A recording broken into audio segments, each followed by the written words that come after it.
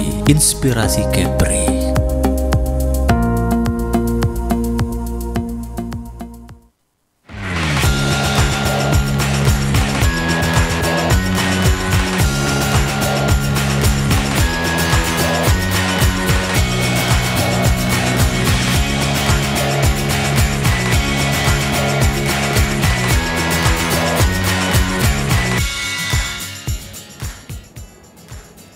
Ya, Assalamualaikum warahmatullahi wabarakatuh dan selamat sore pemirsa. Senang sekali kita bertemu kembali dalam program Dialog Khusus bersama Dunia Pendidikan. Dan hari ini 23 Mei 2025 dan kita akan berbincang terkait dunia pendidikan khususnya di Kota Batam, pemirsa, dan terutama terkait sekolah menengah kejuruan. Dan pemirsa, sebagai informasi untuk Anda, untuk mempersiapkan sekolah SMK atau SMK Tangguh melibatkan berbagai aspek, mulai dari pengembangan kurikulum yang relevan dengan kebutuhan industri, peningkatan fasilitas praktek, hingga pembentukan karakter siswa yang kuat. Nah, selain itu penting juga untuk memperkuat relasi dengan dunia usaha dan industri, serta mengembangkan kemampuan siswa dalam beradaptasi dengan perubahan teknologi. Nah, dengan menerapkan berbagai langkah ini, SMK dapat mempersiapkan lulusan yang tangguh, siap menghadapi tantangan dunia kerja dan mampu berkontribusi positif dalam pembangunan bangsa. Lalu pemirsa, seperti apa menyiapkan sumber daya manusia SMK yang tangguh dan siap menghadapi tantangan zaman? Kita akan berbincang bersama narasumber kita dari perwakilan dari SMK 11 Batam dan juga Dinas Pendidikan Kota Batam terkait SMK 11 Batam menyongsong masa depan, menyiapkan sumber daya manusia tangguh untuk dunia kerja dan dunia usaha. Dan bersama saya pemirsa saat ini telah hadir yang pertama ada Bapak Fajar Paudi SEMM yang merupakan Kasih Pembinaan SMK dan Pendidikan Khusus Cabang Dinas Pendidikan Provinsi Kepulauan Riau di Batam. Langsung saja kita sapa beliau. Pak Fajar, selamat sore. Selamat sore. Terima kasih untuk waktunya udah hadir di Batam TV, Pak. Terima kasih. Mungkin sapa sedikit Pak, bisa di rumah silakan. Ya, selamat sore para pemirsa Batam TV. Ya. Alhamdulillah bisa hadir di dialog khusus ya. Dialog khusus Batam TV ya. Untuk sama-sama kita berdiskusi tentang sekolah vokasi, pendidikan vokasi di Kota Batam. Bagaimana menciptakan SMK tangguh Pak ya di Batam. Baik, terima kasih Pak Fajar untuk waktunya sekali lagi. Dan selanjutnya ada Ibu Rosi Yulianti SEMPD yang merupakan Kepala Sekolah SMK 11 Batam. Langsung saja kita sapa beliau. Bu Yosi ya? Bu Rosi. Selamat sore Bu Rosi. Selamat sore Mas Herman. Terima kasih untuk waktunya udah hadir di studio Batam TV. Sapa sedikit Bu, bisa di rumah silakan Bu. Ya, pertama mungkin terima kasih juga Batam TV ya sudah memberikan kepercayaan kepada kami mengundang sekolah SMK paling bungsu di Kota Batam, SMK Negeri 11. Selamat sore para pemirsa semuanya. Mungkin sore ini kita bisa berbincang ringan ya Mas untuk perkembangan SMK ke depannya, dan kami juga sebagai sekolah baru apa yang akan kami buat untuk menyongsong tantangan ke depannya di dunia kerja dari itu lulusan SMK. Baik, nanti kita bahas lebih lanjut ya Bu ya. Mungkin sebelum menyiapkan SDM tangguh untuk dunia kerja dan dunia usaha, terkait ini SMK 11 Batam, Ibu tadi bilang kan SMK bungsu ya? Iya. Bungsu di Batam, mungkin profilnya seperti apa Bu? Dari SMK 11 silakan. Kalau Mas Herman pernah ya berkunjung ke Batu Aji sana, di kawasan Batu Aji. Kawasan Batu Aji, tapi kita di Kecamatan Sagulung, di Kelurahan Sungai Pelungut tepatnya ya. Itu setelah SMK 5, setelah itu SMK 8, SMK 11 itu berdekatan dengan SMK 8. Jadi beradanya di Kecamatan Sagulung. Baik. Nah, ini usianya udah berapa lama nih Bu sekolahnya Bu?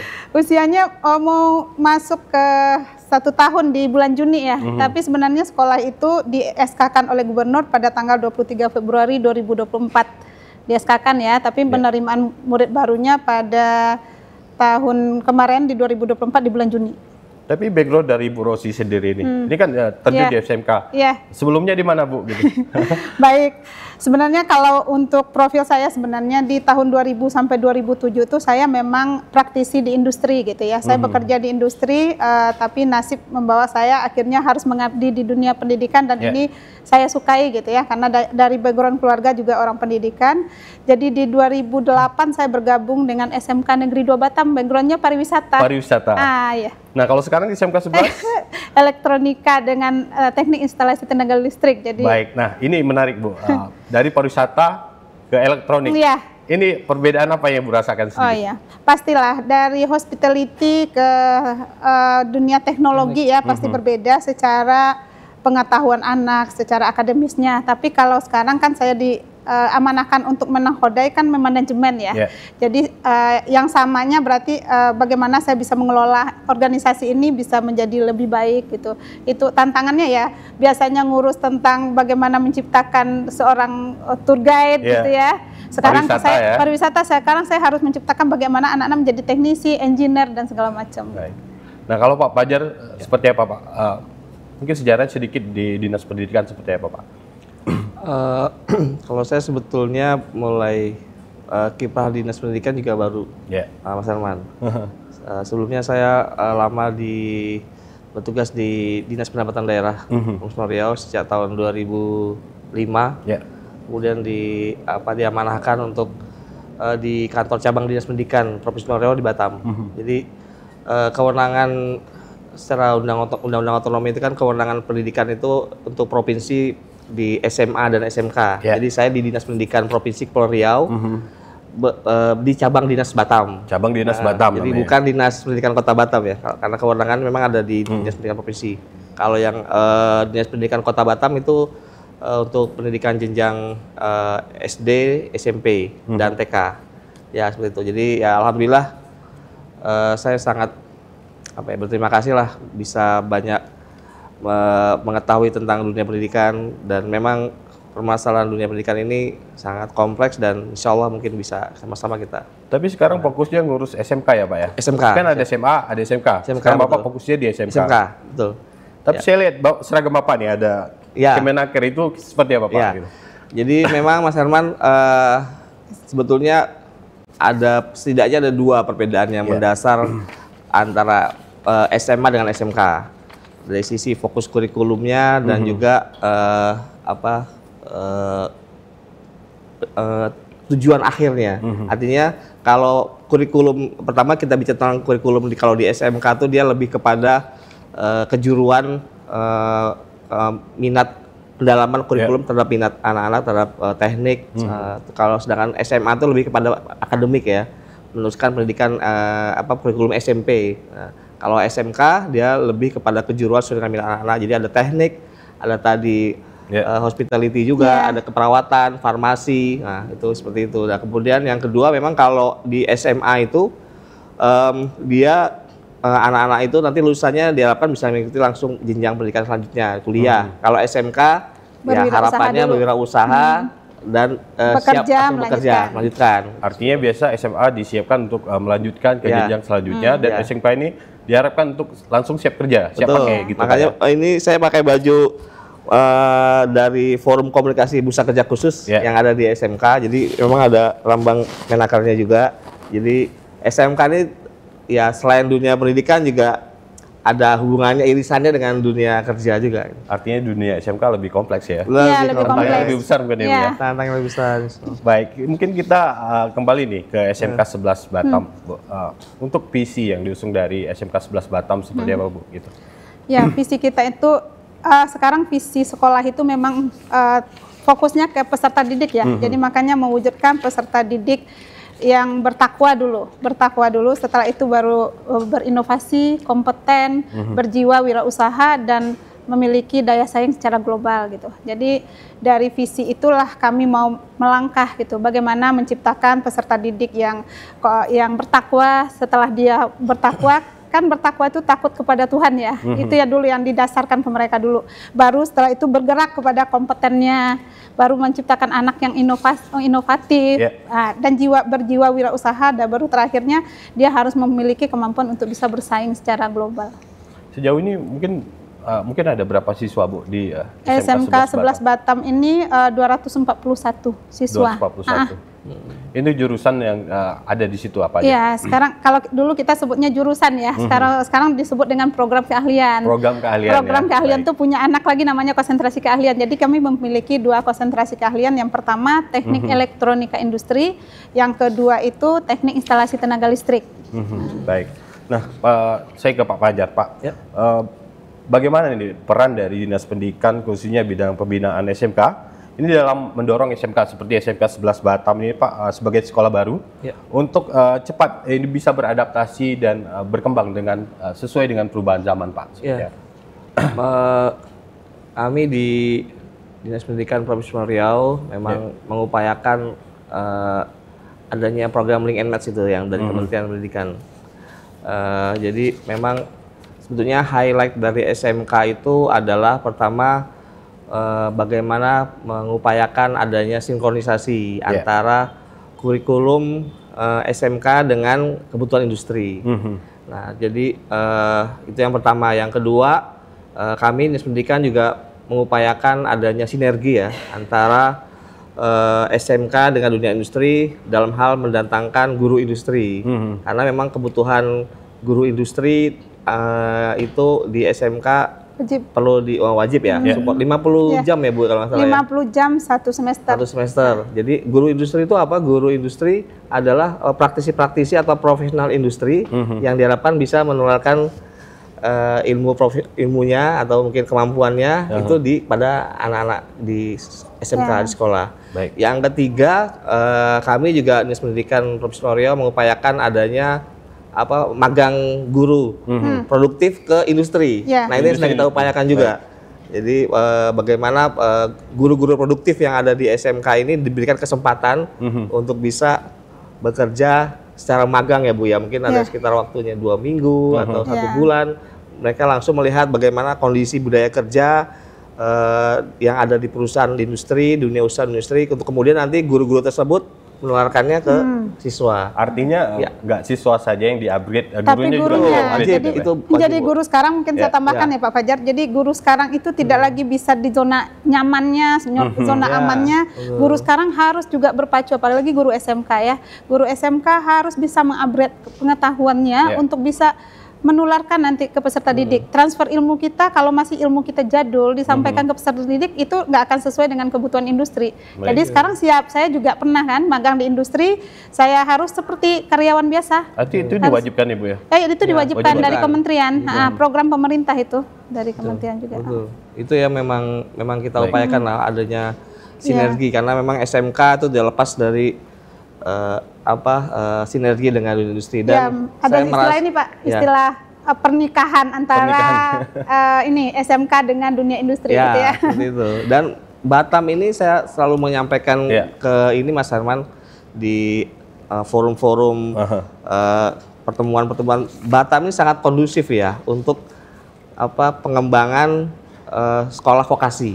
Ya karena tadi Batam sebagai salah satu pusat perekonomian nasional di mana banyak kawasan industri.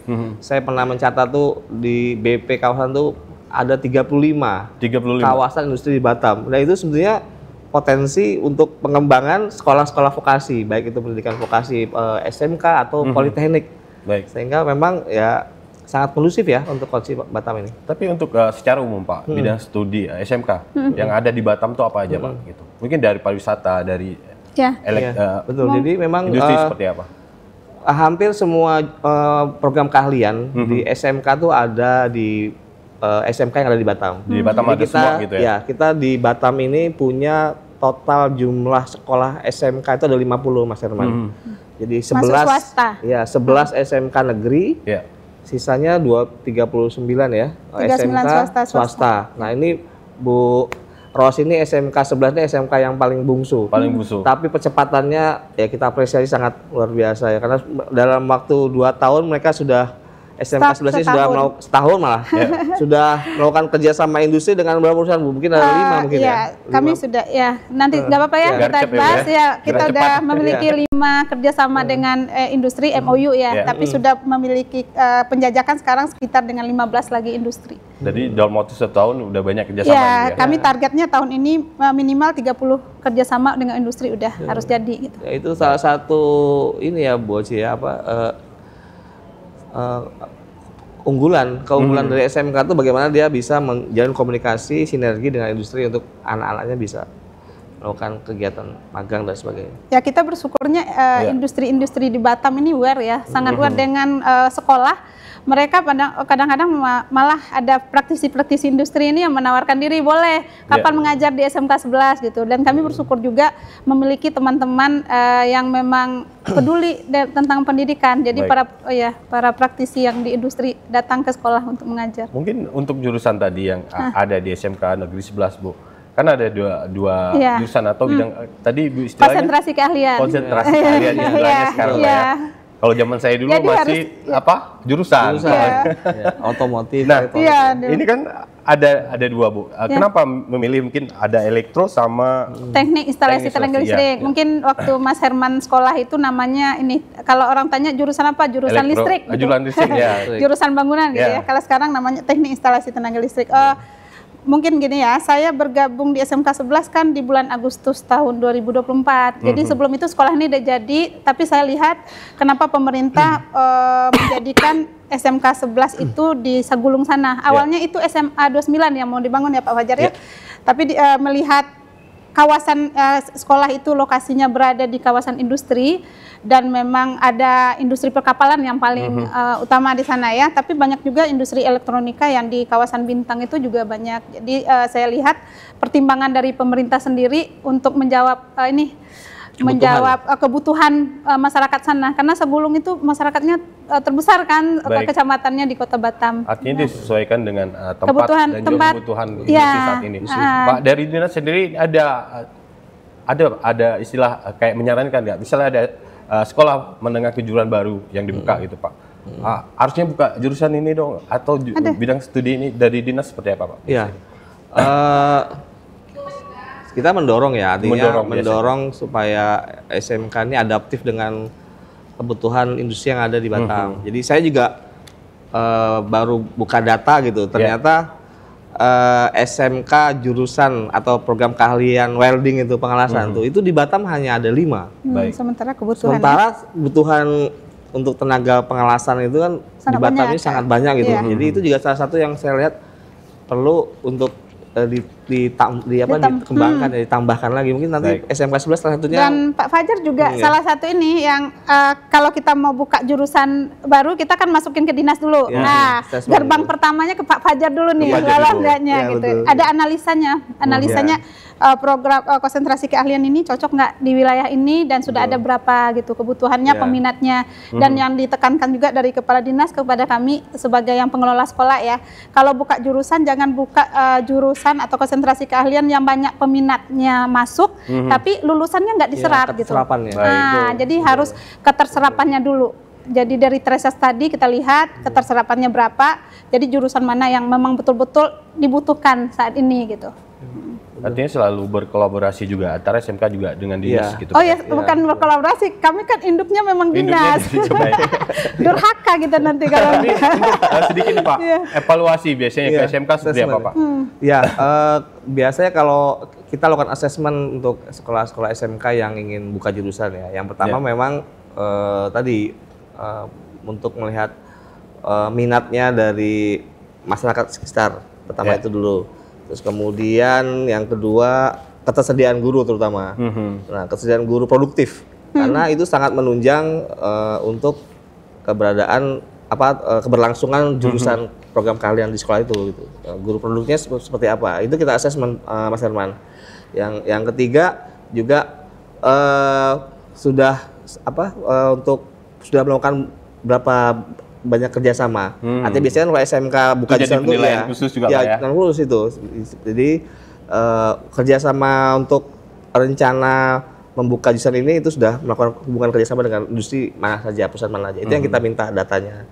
Seperti itu. Terus ya kemudian memang yang jelas sarana juga kita perhatikan juga. Kesediaan ruangan kelasnya seperti apa gitu. Fasilitas lah fasilitasnya. Mungkin itu nanti spill sedikit fasilitas yang ada di SMK. Baik. Mbak Fani yang udah pernah ke sekolah kami ya, Mbak Batam TV. SMK 11 wajar namanya sekolah baru, kita bertumbuh dan dari fasilitas yang masih terbatas berproses gitu. Tapi kami tidak menyerah untuk hal itu.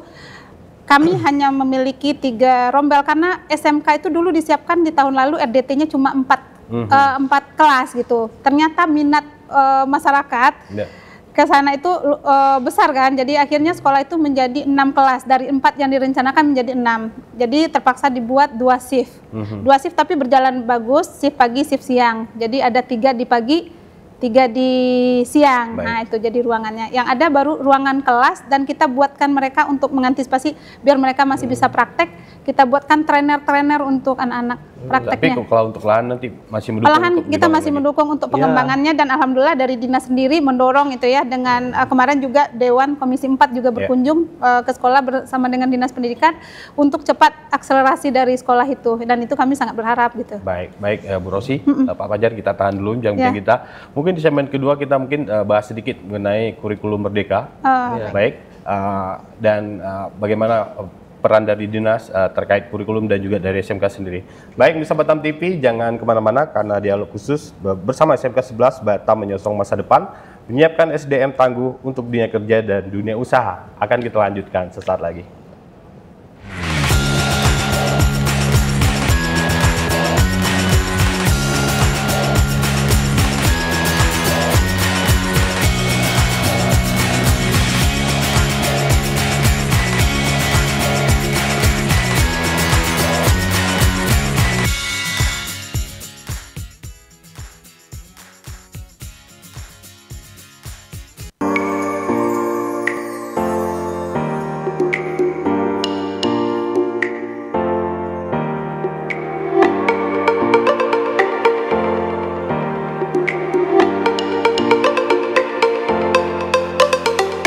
Guna meningkatkan kemampuan komunikasi serta kepercayaan diri, siswa SMKN 11 Batam menggelar kegiatan pelatihan public speaking yang diikuti oleh seluruh peserta didik dari berbagai jurusan. Kegiatan yang berlangsung di aula sekolah ini menghadirkan narasumber dan praktisi komunikasi dan dunia penyiaran Batam Televisi yang memberikan materi seputar teknik berbicara di depan umum, cara mengatasi rasa gugup, serta pentingnya bahasa tubuh dalam menyampaikan pesan. Assalamualaikum warahmatullahi wabarakatuh. Waalaikumsalam warahmatullahi wabarakatuh. Selamat pagi, salam sejahtera buat kita semua. Terima kasih buat teman-teman dari SMKN 11 yang saat ini sudah memberikan waktunya untuk belajar public speaking.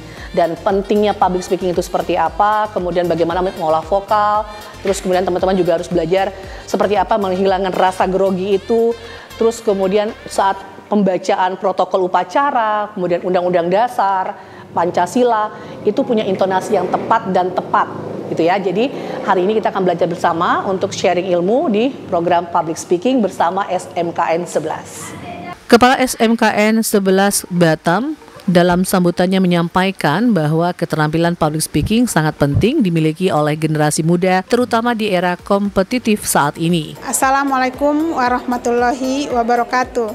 Selamat siang, perkenalkan, saya Rosi Yulianti sebagai Kepala SMK Negeri 11 Batam. Sekolah ini berdiri dari tanggal 23 Februari tahun 2024 sesuai dengan SK Gubernur. Pada saat ini kami memiliki 2 program keahlian, yang pertama teknik elektronika industri, yang kedua teknik kelistrikan. Selain memiliki 2 program keahlian, SMK Negeri 11 Batam juga akan membuka 2 program keahlian yang baru, yaitu teknik permesinan dan teknik otomasi industri. Kami berharap kedepannya pengembangan sekolah ini betul-betul menjadi salah satu sekolah unggulan baik di tingkat kota, provinsi maupun di tingkat nasional. Untuk saat ini kami memiliki 248 siswa dan ini merupakan salah satu siswa terbanyak untuk sekolah yang baru di Kota Batam. Salah satu visi SMK Negeri 11 Batam menciptakan peserta didik yang berprestasi dan berinovasi. Untuk mengimplementasikan visi tersebut, kami berupaya melaksanakan program-program yang berpihak pada peserta didik yang menciptakan mereka untuk berinovatif.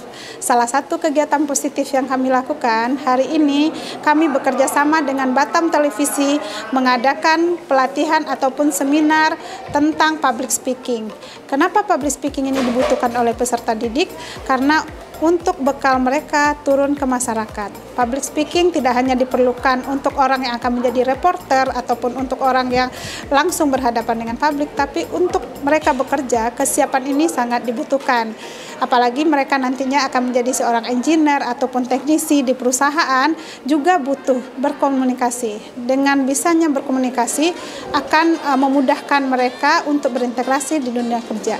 Kerjasama dengan industri termasuk dengan Batam TV merupakan hal yang positif bagi kami sebagai pengelola SMK, dan kami berharap hal-hal seperti ini ke depannya akan berlanjut. Dan terima kasih banyak kepada tim Batam TV yang sudah meliput kegiatan anak-anak kami hari ini. Semoga menjadi sumber inspirasi buat teman-teman yang lain dan menjadi motivasi buat SMK Negeri 11 Batam, baik majelis guru maupun peserta didik. Selamat pagi teman-teman. Pagi. Perkenalkan, nama saya Yohana Fernanda Agung, biasa saya dipanggil Yohana. Semuanya. Pagi. Nama saya Ana Maria, kelas X TI 1, jurusan saya Teknik Elektronika Industri. Fakir Nenggolan, jurusan saya Elektronika Industri, kelas 10 TI 3. Oke.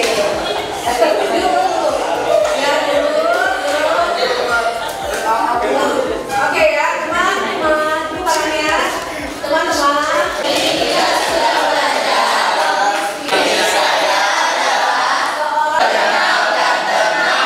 Dan saya berjanji. SMA bisa.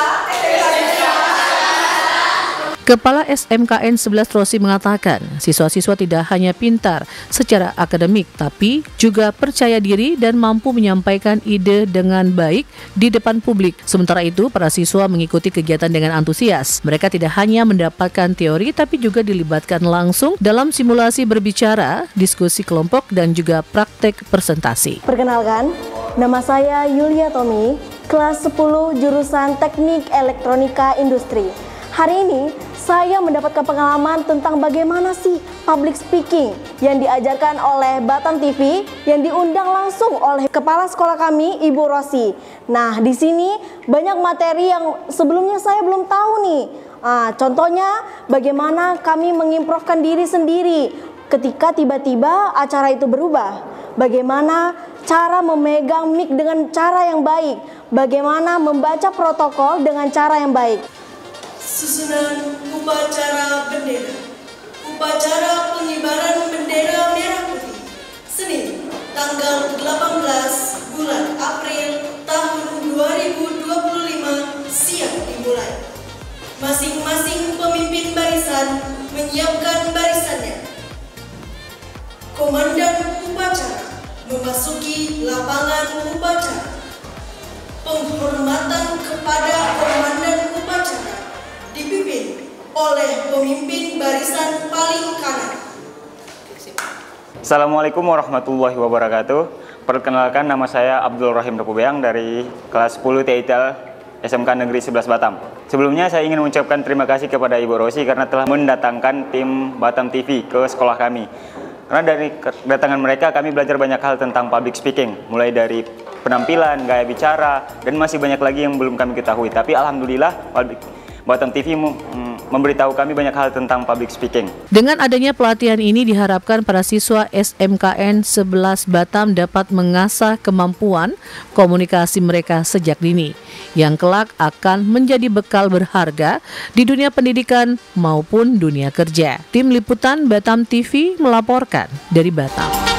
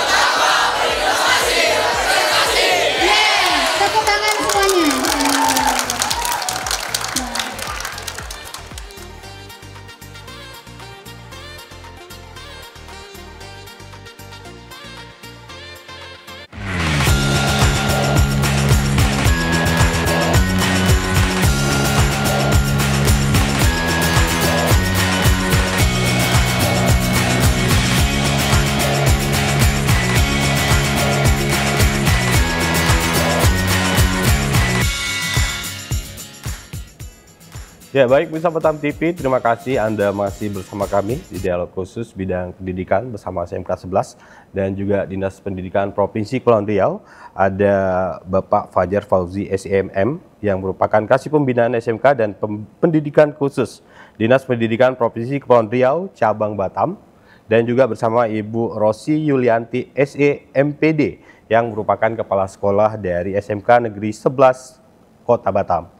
Baik, kita masuk di segmen kedua, kita lanjut lagi berbincang. Tadi sebelum kita membahas mengenai kurikulum merdeka, kita berbincang dulu mengenai sarana dan prasarana dan bagaimana dukungan dari Dinas Pendidikan Provinsi terhadap dunia SMK yang ada di Kota Batam dan juga di Provinsi Kepulauan Riau. Mungkin saya ke Pak Fajar dulu, Pak Fajar.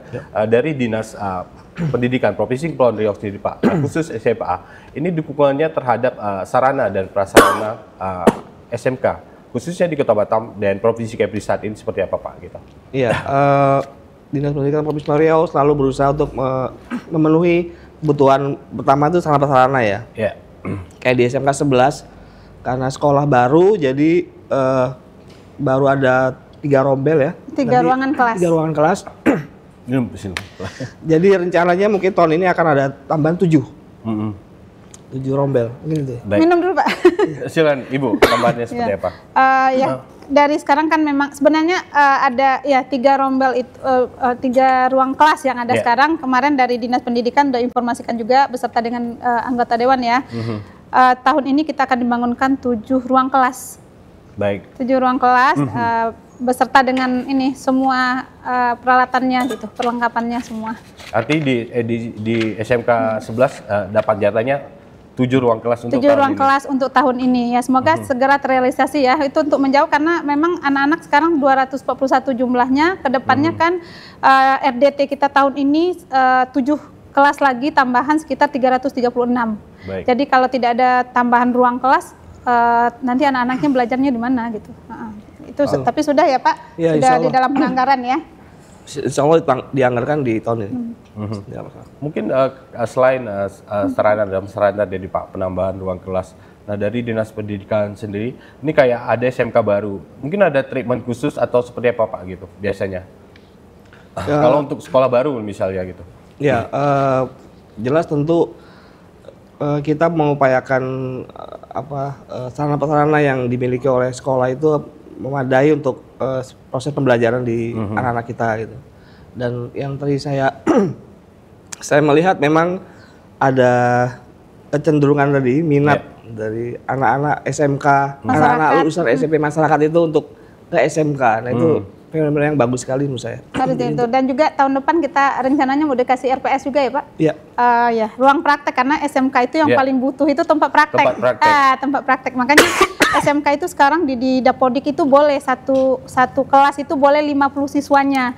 Pasti orang tua pasti bertanya juga ya, kenapa boleh 50 siswa? Karena anak-anak ini tidak hanya belajar dalam kelas, jadi bisa di mix and match-nya gitu ya, bisa di kelas, bisa di bengkel gitu. Baik. Jadi itu yang. Tapi biasanya SMK sekarang ya, kalau saya kayak dulu kan lebih banyak praktek daripada teori. Mungkin presentasinya seperti apa Bu gitu? Dari teori sama praktek. Ya, kalau kejuruan itu ya teorinya 30, prakteknya 70% gitu. Makanya kami ini juga kita koordinasi terus dengan dinas juga ya. Salah satu strategi yang kami terapkan untuk mengatasi sementara kekurangan ruangan ini, kita sistemnya blok. Jadi 1 minggu anak-anak belajar umum, 1 minggu dia belajar produktif. Jadi pada saat dia belajar produktif itu anak-anak hanya belajar kejuruan aja selama 1 minggu dan dia jumpa dengan guru yang sama. Nanti begitu juga, jadi dia kalau belajar matematika dia jumpanya sekali 2 minggu dengan gurunya, tapi jamnya ditambah. Jadi dengan begitu mereka tetap mendapatkan haknya gitu. Kita meminimalisir ya loss learningnya kita cobakan di situ. Jadi sekarang dengan berjalannya ini alhamdulillah anak-anak terakomodir lah. Tapi biasa untuk sistem pelajaran mungkin selain teori yang ada di sekolah, ini ada kerjasama dengan industri. Mungkin anak-anak bisa belajar di sini ada jadwal khusus gitu. Ini PT tertentu atau ini kita sampaikan juga, kita koordinasikan juga kemarin ya Pak. Untuk SMK sendiri dari kementerian sangat fleksibel dan masyarakat juga harus diedukasi masalah ini ya. Jadi kalau praktek kerja industri itu kan di kelas 12. Tapi kalau dia belajar di industri anytime gitu. Kapan ini ya anytime butuh. Kalau waktu dulu saya di SMK 2 misalnya lagi ada event di Hotel Batam gitu ya. Anak-anak yang lagi belajar dia call ke kita minta butuh anak-anak nih untuk DW di sana. Kita kirimkan. Jadi guru-guru di sekolah SMK tuh harus punya udah mindsetnya harus udah terbuka gitu. Bagaimana guru umum pada saat anaknya belajar bahasa Indonesia nih tiba-tiba diambil oleh industri, ya itu nggak masalah gitu. Jadi se-fleksibel itu gitu. Dan sekarang pun kami mencoba. Kan bangunan tidak mungkin selesainya cepat gitu, walaupun dari pemerintah akan mengusahakan. Kita dari pihak sekolah harus dukung juga, bantu pemerintah. Jadi kami mencoba sekarang jalin kerjasama dengan industri. Kami menitipkan mereka dulu belajar di industri, gitu. Belajar di industri selama mungkin 3 bulan 4 bulan ini, selama gedungnya masih lagi diproses gitu. Artinya belajar bisa di mana saja. Belajar bisa di mana saja. Ya, gitu. Karena ini menjawab kebutuhan industri juga. Menjawab kebutuhan industri juga.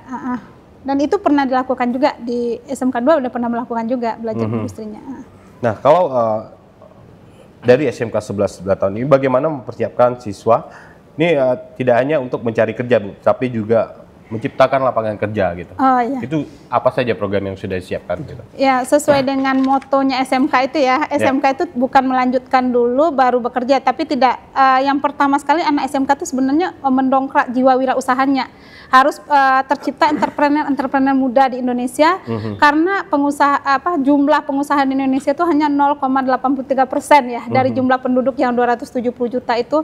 Jadi dibutuhkan anak-anak yang memiliki jiwa entrepreneur, jiwa itu. Jadi salah satunya visi kami tadi kan gitu ya, membentuk jiwa wirausaha. Jadi yang mau kami lakukan dalam waktu dekat ini, di kelas 11 mereka nanti ada belajar prakarya kewirausahaan. Saya tidak bilang sama guru-guru tidak usah mengajarkan teori lagi. Mereka harus langsung praktek bagaimana dia bikin produk yang bisa dia langsung tawarkan, walaupun di hal-hal simpel gitu. Jadi di tahun ini kita mencoba membuat unit-unit produksi, karena SMK itu nanti akan berkembang menjadi teaching factory ya. Sebelum teaching factory itu kita buka dulu unit produksi, mungkin nanti ada di sana juga mini market bisa jadi gitu ya, untuk melatih anak memiliki jiwa entrepreneur gitu.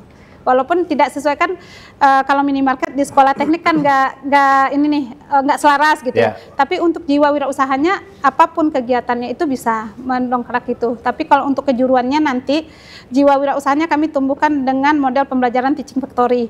Bagaimana misalnya elektronika kita kerjasama dengan industri manufaktur, elektronika kita buka perusahaan di sekolah, gitu ya. Jadi anak-anak dengan adanya industri di sekolah, mereka betul-betul tidak berada lagi seperti di sekolah umum, tapi betul-betul udah berada di lingkungan kerja, dan itu butuh komitmen dari semua pihak. Artinya bisa jadi entrepreneur juga, buka lapangan kerja gitu. Iya, buka lapangan kerja itu ya untuk ininya. Mungkin saya ke Pak Fajar. Pak Fajar, dari segi minat sekarang Pak, kalau dibanding dulu sekarang, mungkin di 2025 ini Pak, minat calon siswa Pak untuk melanjutkan pendidikan di SMK atau di SMA itu sekarang minatnya seperti apa? Atau lebih sekarang minatnya lebih ke SMK atau ke SMA? Khusus untuk Provinsi Kepulauan Riau seperti apa, Pak? Iya. Kemarin kami mengadakan evaluasi terhadap sistem penerimaan murid baru nanti di 2025 ini. Ternyata memang kalau kita evaluasi 2 tahun kebelakangan, Mas Herman, ketertarikan minat anak-anak lulusan SMP itu ke SMK semakin besar. Jadi berdasarkan data yang saya kemarin kita dievaluasi Dinas Pendidikan, awalnya itu imbangannya minat anak-anak lulusan SMP itu ke SMA 70%, ke SMK 30%. Cuman untuk tahun lalu itu ternyata peningkatannya yang SMK naik 15%, hampir 45%. Jadi udah hampir sama nih. Udah imbang ya? Udah hampir imbang antara minat SMA dengan SMK. Dan itu menurut saya hal yang baik ya, yang positif gitu. Karena memang pendidikan SMK ini sebetulnya lebih menantang Bu ya buat anak-anak kita. Lebih kompleks pembelajarannya. Kalau SMA mungkin lebih pada penajaman kurikulum akademik ya, matematika. Kalau zaman kami kan seletingan ya Pak, di zaman kita dulu kan SMA betul-betul jadi primadona gitu ya. Ternyata SMA. Begitu kami masuk di dunia SMK, ternyata anak SMK tuh luar biasa gitu. Yang kita misalnya saya dulu ekonomi, yang saya pelajari di tahun 2 waktu saya kuliah itu udah dipelajari oleh anak kelas 10 akuntansi gitu.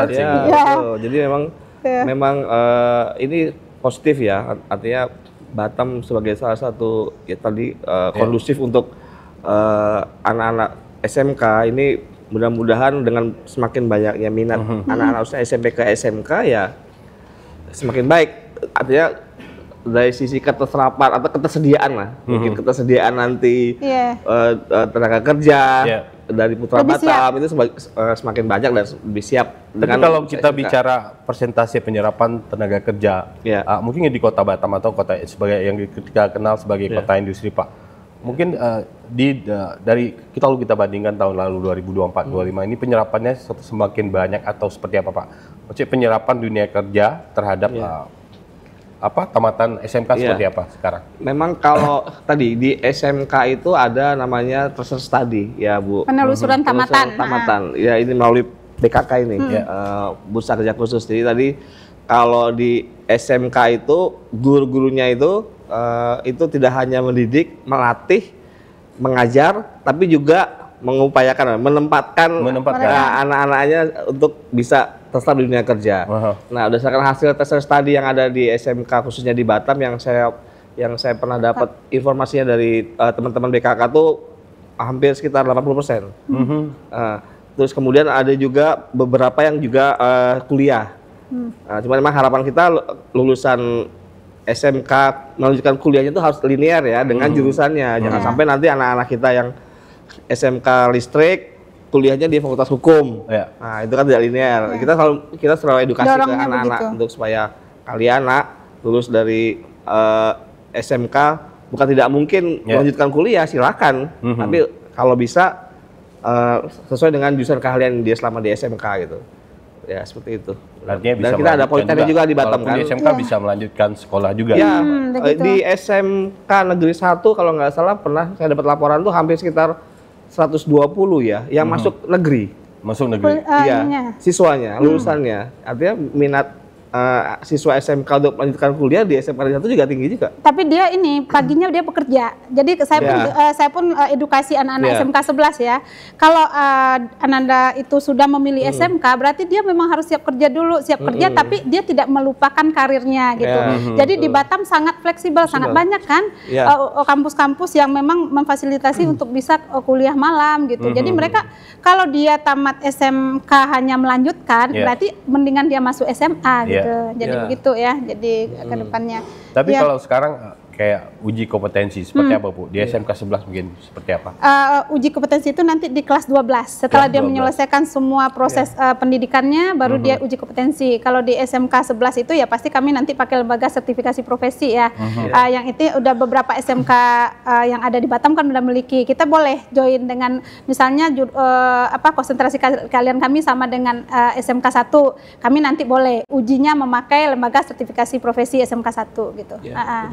Tapi kalau untuk kerjasama dengan dunia usaha, itu dari Dinas Provinsi juga mendorong Pak? Atau ini kewenangan dari SMK-nya sendiri Pak? Mungkin SMK-nya boleh kerjasama dengan dunia usaha ini, tapi dari dinasnya seperti apa? Ada juga ngasih saran, kerjasamanya sama ini gitu misalnya? Iya. Lebih fleksibel lah. Ya, kita memang mendorong ya, artinya dan juga saya malah terpikir kita sudah di Batam ini di Provinsi Kepri ini sudah membentuk forum komunikasi bursa kerja khusus. Jadi yang beranggotakan para guru-guru SMK yang membidani di bursa kerja khusus di SMK untuk saling punya wadahnya. Dan saya malah juga merencanakan mungkin ada forum komunikasi industri dan SMK ya, artinya mungkin kedepannya Pak. Ya kedepannya. Jadi itu lebih memudahkan kita bersinergi karena kan. Ya, salah satu memang idealnya industri dengan SMK itu bisa tune in langsung nih, tapi memang kendala di lapangan yang kami dapatkan masukan bahwa kadang-kadang SMK itu juga untuk masuk ke melakukan kerjasama industri itu melalui ada hambatannya. Mungkin kalau kita bentuk forum komunikasinya antara dunia industri dengan SMK itu saya rasa lebih mudah sebagai wadah untuk saling sharing dan mungkin dengan informasi gitu. Ya, kalau bisa kerja khusus mungkin lebih kepada penempatan tenaga kerja ya mungkin ya. Tapi kalau ini juga mungkin perlu diedukasi juga masyarakat. Mudah-mudahan ada orang tua juga yang menonton ya bahwa dunia SMK itu sekarang sudah berkembang semakin pesatnya dan kita dengan industri memang bekerja sama yang harus dihilangkan dari mindsetnya orang tua itu ya. kalau anaknya kerja di industri ya dia bekerja seperti pegawai gitu, diperlakukan dengan disiplinnya, dengan aturan kerjanya dan anak juga ditarget, itu jangan kaget gitu. Karena itu yang mereka nanti akan hadapin di dunia kerja itu sendiri gitu. Tapi kita tetap ada payung-payungnya ya Pak, tidak boleh mengeksploitasi anak, itu nggak boleh gitu. Industri mempekerjakan anak misalnya sampai malam dari 3 shift itu nggak boleh gitu. Masih ada ininya ya Pak, masih ada ketentuan-ketentuannya. Tapi yang perlu dipahami bahwa begitu anaknya masuk SMK, orang tua juga ini harus benar-benar memahami industri itu seperti apa, budaya industri seperti apa, itu yang harus anak-anaknya dapatkan gitu. Mungkin harus disesuaikan dan mungkin dengan dunia SMA atau sekolah SMP dulu gitu. Iya, itu harus. Jadi mungkin pemahamannya orang tua jangan kaget lah ya. Orang tua jangan kaget dengan dunia. Dan itu juga jadi kalau yang dibilang Pak Fajar tadi, industri dengan sekolah itu maunya kalau memang ada forumnya luar biasa ya Pak. Ada forum yang menyatukan antara industri dengan sekolah sehingga kita tidak susah lagi harus satu persatu gitu ya. Dan punya komitmen yang sama gitu. Jadi dari industri pun paham juga nih kondisi anak kita belum 100% siap kerja, tapi bagaimana proses itu berjalan gitu. Betul. Ya, memang ya sebetulnya ada benefit juga kan buat industri kalau seandainya bisa kerjasama dengan, karena proses rekrutmen itu jadi semakin mudah kan, semakin mudah dan lebih teridentifikasi anak-anak yang di SMK ini. Oh ini apa untuk rekrutmen dimulai dari proses magang, PKL dari situ bisa diseleksi jadi juga kami berharap ke depannya misalnya anak-anak itu dia PKL-nya atau magangnya di industri A gitu. Kalau industri A nanti butuh pada saat anak ini lulus, maunya langsung direkrut. Nah, ke depannya begitu maunya seperti itu gitu. Walaupun sudah ada sebagian sudah ya Pak ya, sudah berjalan, tapi belum semua gitu. Tapi kalau untuk kurikulum seperti apa Pak? Mungkin dari Dinas Pendidikan Provinsi Kepri, mungkin ada kurikulum seragam untuk SMK di Kepri seperti apa gitu? Kalau kurikulum saya rasa tetap kita lebih adaptif ya kalau di SMK. Tidak kaku seperti di SMA gitu ya? Ya, kayak kemarin kami nggak diseragamin gitu Pak ya? Ya enggak. Mungkin ada karena memang jurusan di SMK ada gitu ya? Jurusan di SMK kan memang kelasnya banyak ya. Kayak contohnya kemarin kami melakukan kunjungan kunjungan ke PT McDermott. Di McDermott itu kan pabrikasi pengelasan, banyak pengelasan itu. Jadi ketika kami mau kunjungan ke sana, alhamdulillah mereka open gitu. Mereka mengatakan bahwa kemampuan skill yang dibutuhkan oleh industri di McDermott itu kemampuan pengelasannya di level 3G istilahnya Pak, Mas Arman. 4G, di 4G. Nah, sementara begitu saya diskusikan dengan para guru-guru produktif di SMK Pengelasan, Pak kami nih kurikulumnya hanya sampai 3G gitu. 3G, Terus diskusi tersebut akhirnya ya berarti harus di-upgrade kan? Lagi. Di-upgrade. Nah, ketika kita tanya dengan pihak McDermott, ini kira-kira untuk mengupgrade anak-anak kita dari kemampuan skill 3G ke 4G butuh berapa lama? Nah, kalau dari McDermott bilang, weldernya yang ahlinya bilang 2 minggu cukup itu Pak. Saya rasa bisa skill anak itu. Yang penting anak-anak itu sudah punya kemampuan 3G. Artinya basicnya udah ada nih gitu. Udah ada. Nah, itu kan lebih memudahkan. Ternyata informasinya itu memang tenaga welder di Batam ini sangat dibutuhkan. Dan yang ada sekarang ini di Batam itu rata-rata udah berumur lah. Jadi perlu refreshment. Dan ini peluang ya? Peluang itu. Jadi memang Pak banyak Pak peluang untuk tenaga kerja yang welder ya. Yang ada sekarang ini rata-rata sudah berumur. Sebenarnya kan welder itu kan butuh skill dan butuh ini ya. Apalagi yang sekolahnya di Batam ya. Kalau bisa kerjanya juga di Batam. Betul. Di Batam Terus juga. ini juga kan sekarang mungkin pemberitahuan juga kalau namanya sekarang kurikulum satuan pendidikan. Jadi memang sekolah sudah sangat fleksibel untuk merombak kurikulum sesuai dengan kebutuhan industri. Makanya banyak sekolah dan kami pun SMK 11 sendiri pun nanti akan melakukan mungkin ada kelas industri. Kalau ada industri yang memang membuka kelas industrinya di sekolah kita welcome. Jadi di kelas industri itu kita sesuaikan dengan kebutuhan dia. Jadi makanya ada namanya penyelarasan kurikulum. Jadi kita duduk bersama dengan industri, dengan dinas pendidikan, nanti kita sesuaikan Itu di situ. diupdate setiap tahun ya, atau 2 tahun sekali ya? Itu kalau bisa setiap saat bisa sih Pak, misalnya setahun sekali kayak gitu ya, disesuaikan. Oh ternyata di industri terjadi nih perubahan gitu ya. Ada hal-hal yang tidak perlu dilakukan, tidak perlu diajarkan lagi, kita nggak usah ajarkan lagi. Jadi disesuaikan dengan kebutuhan industri. Harapannya apa? Kemampuan anak begitu lulus dari SMK itu betul-betul sesuai dengan permintaan industri. Jangan kita mengajarkan lagi mereka hal-hal yang mubazir gitu. Baik. Itu. Tapi sedikit nih untuk pendidikan karakter di luar skill ya tadi. Kalau di SMK seperti apa Pak gitu? Ya, mungkin ada soft skill atau pendidikan karakternya juga tetap jalan gitu. Ya memang itu tantangan tersendiri tuh Mas Herman untuk anak-anak kita ya. Karena kemarin saya juga pernah diskusi dengan beberapa HRD ada dalam suatu forum. Mereka mengatakan bahwa kemampuan anak-anak kita Batam ini sebenarnya secara hard skill-nya cukup bagus. Cuman soft skill-nya itu yang perlu di-upgrade menurut mereka. Karena ya mungkin anak Batam ini beda dengan anak rantau yang di Batam kan.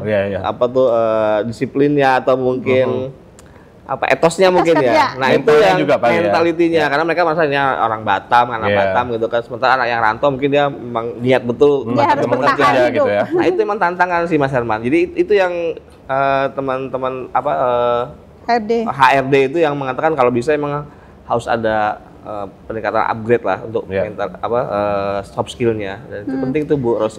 Ya di SMK 11 ini walaupun dengan keterbatasan sarana ya, hal-hal yang begitu kami komit dengan semua majelis guru dan komite juga untuk penerapan itu sama anak-anak. Jadi misalnya etos kerja nih, disiplinnya anak gitu ya. Sekolah kami sudah menerapkan ini. Hari ini dia terlambat, besok orang tuanya harus ngantar. Nah awalnya itu cukup membuat ini polemik juga di orang tua. Kenapa kami harus repot kali gitu? Kita sama-sama untuk membentuk itu. Tapi begitu diberlakukan, orang tua nggak usah terlalu lama, 1 minggu aja udah cukup membuat mereka jerah. Nggak mau terlambat lagi karena nggak mau menyusahkan orang tua juga. Terus hal-hal kecil juga di misalnya pembentukan akhlak ya. Kami setiap Jumat itu ada budi pekerti yang Islam.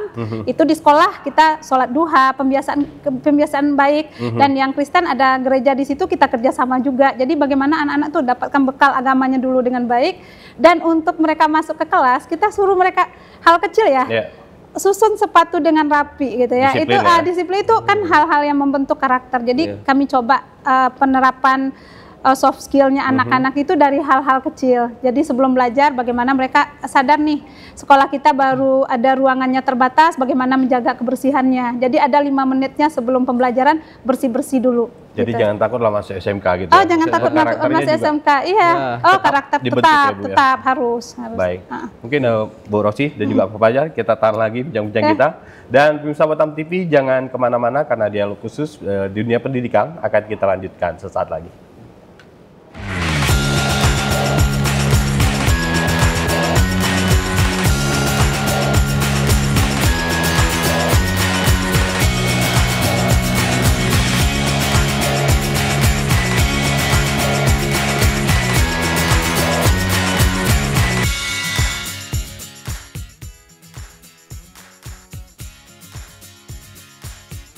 Saatnya menyejukkan hati dan memperkaya ilmu dengan tuntunan ilahi. Kalam Ilahi hadir menemani Anda dengan lantunan ayat suci Al-Quran serta ceramah agama yang penuh hikmah dari para ustadz dan ustazah terbaik. Setiap hari Jumat pukul 10 waktu Indonesia Barat hanya di Batam TV Inspirasi Kepri. Perdalam iman, perkuat takwa, dan temukan ketenangan di setiap untayan kalamnya. Jangan lewatkan Kalam Ilahi, cahaya hati, pedoman hidup.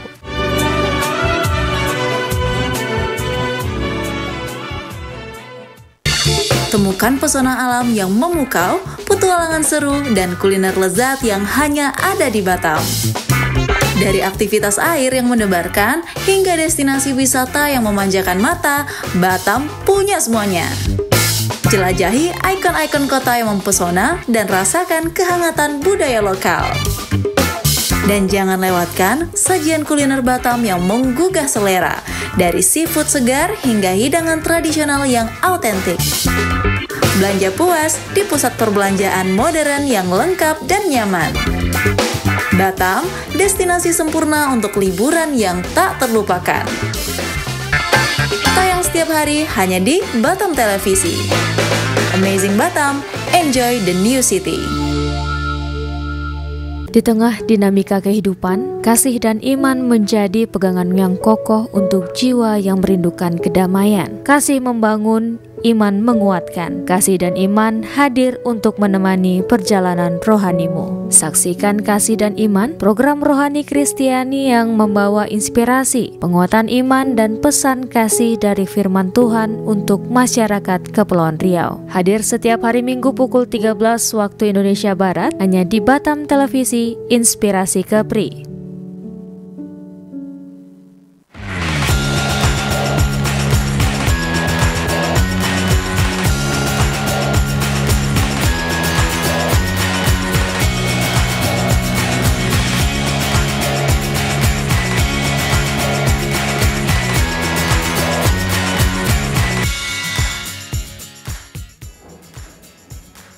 Baik, pemirsa Batam TV, terima kasih. Kita kembali lagi di dialog khusus bersama dunia pendidikan.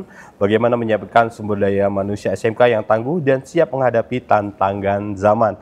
Kita bersama SMK 11 Batam menyongsong masa depan menyiapkan sumber daya manusia tangguh untuk dunia kerja dan dunia usaha bersama. Yang pertama ada Bapak Fajar Fauzi SEMM yang merupakan Kasih Pembinaan SMK dan Pendidikan Khusus Dinas Pendidikan Provinsi Kepulauan Riau, Cabang Batam, serta Ibu Rosi Yulianti SEMPD yang merupakan Kepala SMK 11 Batam. Kita masuk di segmen ketiga dan mungkin bagaimana harapan dan pesan beliau untuk dunia SMA yang ada di SMK, maksud kami yang ada di Kepulauan Riau dan Kota Batam. Mungkin dari Ibu Rosi dulu, Bu Rosi sedikit mengenai SMK 11. Itu ke depannya seperti apa? Mungkin sekarang udah masuk tahun ajaran baru atau nanti kapan dibuka ini pendaftarannya gitu? Sekarang udah berubah ya PPDB jadi SPMB. Mungkin istilahnya saya masih istilah lama ya Pak, belum upgrade. Sekarang namanya sistem penerimaan murid baru. Baik, silakan, Bu. Jadi SPMB di SMK itu serentak ya Pak, dibuka pada tanggal 11 Juni sampai dengan 14 Juni untuk pendaftarannya, dan itu bisa daring gitu, bisa online, jadi masyarakat bisa akses di linknya yang disiapkan di masing-masing platform kami. Kalau kami di SMK 11 Batam bisa dibuka aja IG-nya SMKN 11 Batam Official. Di situ. Mungkin himbauannya Bu sedikit untuk warga Batam dan juga Kepri, kenapa harus di SMK 11 gitu? Kenapa harus di SMK dan kenapa harus di SMK 11 gitu? Kenapa harus memilih SMK ya? Karena SMK bisa, SMK hebat. Jadi harapan kami ya, apalagi masyarakat Segulung dan sekitarnya, bergabunglah bersama SMK Negeri 11 Batam. Walaupun kami baru, tapi kami akan mencoba untuk menyongsong masa depan yang lebih cerah bersama anak-anak dengan 2 konsentrasi keahlian di tahun ini, dan kita juga akan buka 2 konsentrasi keahlian baru di tahun depan, yaitu yang pertama teknik otomasi industri dan kedua teknik pemesinan. Ini juga untuk menjawab kebutuhan dari industri sendiri ya, dari analisa juga kebutuhannya. Kenapa harus masuk SMK? Karena SMK itu siap kerja dan juga bisa melanjutkan karirnya juga gitu. Mungkin sedikit Ibu kasih pesan untuk mungkin pemirsa atau warga Kota Batam juga Kepri terhadap pandangannya terhadap SMK selama ini gitu. Apa yang harus diubah gitu? Mungkin kalau saya flashback ya, kalau di zamannya saya tamat SMP dulu, yang terpikir pertama itu harus masuk SMA karena orang hebat itu orang SMA gitu ya. Begitu saya masuk 2008 di SMK, saya kaget gitu. Dunia SMK begitu majunya, makanya ada Mars itu SMK bisa, SMK hebat. Bagaimana anak SMK itu betul-betul siap kerja dan mereka memiliki keterampilan yang sesuai dengan kebutuhan industri. Tapi apabila ditopang dengan ini ya, dengan kesiapan gurunya juga yang penting untuk mengajarkan itu, dan bagaimana juga kerjasama dengan industri dan dukungan dari Dinas Pendidikan dan Kementerian sendiri gitu. Jadi begitu SMK kita mengetahui lebih, tak kenal maka tak sayang gitu ya. Begitu kita mengenal SMK, kita akan melihat bahwa dunia SMK itu dunia yang sangat luas dan dunia yang akan membawa anak-anak kita ke masa depan yang lebih cerah gitu. Dan saat ini memang sekolah vokasi ini harusnya menjadi pilihan utama dari masyarakat untuk mengantisipasi pengangguran gitu ya. Jadi kalau anak SMK 3 tahun dia di SMK, dia bisa bekerja sambil kuliah bisa. Tapi kalau SMA berarti dia harus melanjutkan lagi 4 tahun lagi ke depan. Nah, itu mungkin. Baik, kalau Pak Fajar, untuk menjawab tantangan zaman sekarang, kenapa harus SMK Pak gitu? Iya, tadi yang disampaikan oleh Bu Oci itu benar. Memang SMK ini lebih menantang ya, lebih menarik. Karena tadi di SMK tuh ada jurusan keahlian, kalau memang nanti anak-anak itu minat di tata boga, ada jurusan tata boga Pak Mas Arman. Ada jurusan tentang teknik permesinan, teknik elektronik, teknik pelayaran. Baik. Sangat banyak pilihannya tuh, sangat banyak gitu. Jadi ya harapannya memang mari anak-anakku lulusan SMP nanti daftar di SMK, dan selain nanti dibekali dengan keahlian siap kerja, juga ada program kewirausahaan juga ya Bu Oci ya di SMK itu. Jadi memang lebih menantang, dan mungkin anak-anak lebih tersalurkan lah bakat minatnya di sekolah SMK. Mungkin saya mau tambahkan SMK 11 kita punya moto juga ya. Saya mau kami punya program ke depannya bahwa anak SMK tidak hanya mau dikasih hard skill-nya, kompetensi utamanya, tapi kami nanti akan mengasihkan life skill. Misalnya anak-anak dia masuk SMK ini elektro, listrik, kan ada perempuan-perempuan juga ya. Kalau mereka suka berdandan kayak gitu, kita nanti juga buka kayak beauty class, kita datangkan muanya ke sekolah, kita latih. Terus ada anak, saya lihat nih, anak SMK ini kan harus rapi rambutnya, sekali 2 minggu harus dipotong. Itu juga peluang untuk wirausaha. Saya mau buka barbershop di sekolah, tapi nanti yang para pekerjanya itu anak SMK itu sendiri gitu. Jadi dia diajarkan juga, kita latih secara profesional. Kedepannya maunya seperti itu. Dan SMK 11 yang paling utama yang kami mau siapkan juga, mereka minimal menguasai 1 bahasa asing begitu dia tamat. Nah, dan itu kita minimal bahasa asing, dan kita juga melihat ya peluang kerja di luar negeri sekarang, misalnya untuk ke Jepang itu sangat besar untuk jurusan SMK, untuk SMK sendiri gitu. Baik, mungkin sedikit Pak Fajar, mungkin program jangka panjang dari Dinas Pendidikan Provinsi Kepulauan Riau terhadap SMK ini, mungkin apa Pak gitu? Ya, selain kita coba terus memberikan pemenuhan sarana prasarana ya, prasarana tadi ruang kelas, ruang fasilitas laboratorium ya, ruangan praktek dan sebagainya. Kita juga meningkatkan, mengupgrade guru-guru kita yang tadi guru-guru produktif tadi diberikan kesempatan untuk bisa melakukan magang di industri atau juga industri yang profesional industri yang bisa mengajar di sekolah gitu. Itu jadi saya punya pandangan ke depan ya, kita harus sering banyak menjalin komunikasi lah, menjalin komunikasi, membangun kolaborasi. Nah itu ya, menjalin komunikasi, membangun kolaborasi antara SMK dengan dunia industri, dengan prinsip saling menikah support lebih banyak. Saling support gitu, seperti itu. Ya, harapannya SMK ke depan semakin diminati oleh anak-anak kita lulusan SMP, terus kemudian orang tua juga semakin teredukasi untuk mau mengantarkan anaknya masuk di SMK. SMK 11 juga salah satu pilihan yang menurut saya sangat baik. Artinya dunia SMK siap menghadapi tantangan zaman ke depannya ya. Dan jangan takut masuk SMK, karena seperti yang Ibu bilang, tak kenal maka tak sayang. SMK tangguh, SMK bisa. Baik, makasih Pak Fajar untuk waktunya hari ini, dan Bu Rosi, terima kasih. Semoga sukses selalu Bu Rosi untuk SMK 11-nya, dan Bapak juga untuk program-program dari Dinas Pendidikan, semoga lancar dan makin berkembang ya Pak ya depannya.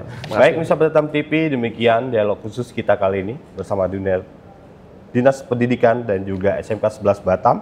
Dan akhir kata, saya Mas Syari beserta tim yang bertugas pamit dari hadapan Anda. Selamat menyaksikan acara kami selanjutnya. Sampai jumpa. Wassalamualaikum warahmatullahi wabarakatuh. Waalaikumsalam warahmatullahi wabarakatuh.